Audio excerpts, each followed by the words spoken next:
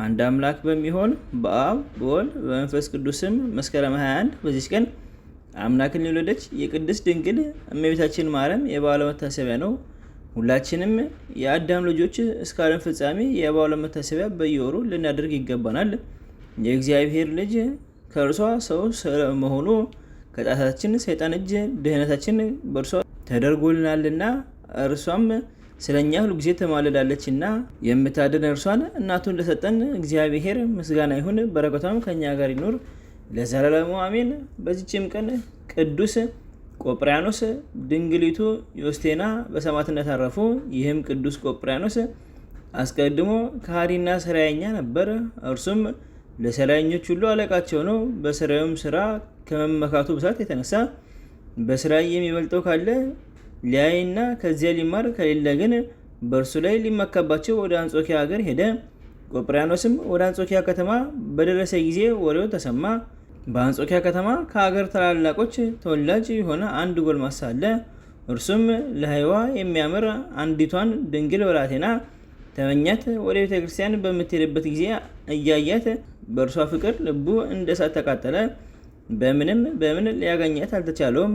ገንዘብ በመስጠትም ቢሆን ወይም በማስፈራራት ወይም በስራይ ስራ አልሆነለትም። የቆጵርያኖስም ወሬ በተሰማ ጊዜ እርሱ ከእስረኞች ሁሉ እንደሚበልጥ ስለ እርሱ ተነግሯልና፣ ያም ድንግል ዮስቴናን የተመኘት ጎልማሳ ወደ ቆጵሮስ ሄዶ በልቡ ያለውን ጉዳዩን ድንግሊቱ ዮስቴናን እንደተመኘት እርሷንም ማግኘት እንደተሳነው ነገረው።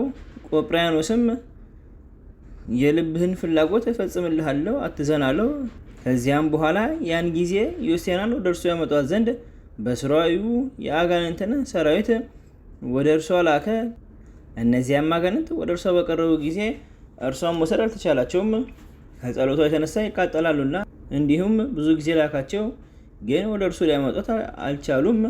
ቆጵርያኖስም ሁሉንም አጋንንት ጠርቶ ድንግሊቱ ዮስቴናን ካላመጣችሁልኝ እኔ ከእናንተ ተለይቼ ክርስቲያን ሆናለሁ አላቸው። ከዚህም በኋላ የሰይጣናት አለቃ ሊሸነግረው አሰበ። አንዱንም ሰይጣን ከሰይጣናት ውስጥ በዮስቴና አምሳል ተመስሎ ለቆጵርያኖስ እንዲታዩ አደረገ። ሰይጣኑም አለቃው እንዳዘዘው እንዲሁ አድርጎ ተዘጋጀ።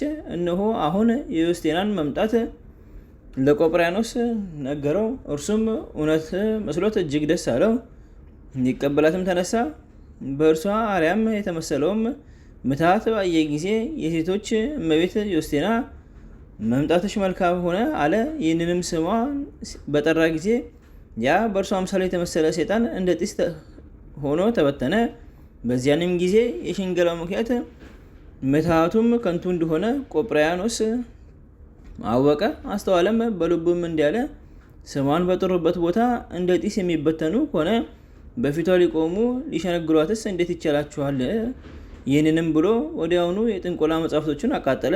ከዚህም በኋላ ወደ አንጾኪያ ሊቀ ጳጳሳት ሄዶ የክርስትና ጥምቀትን ተጠምቆ የምንኩስና ልብስን ለበሰ።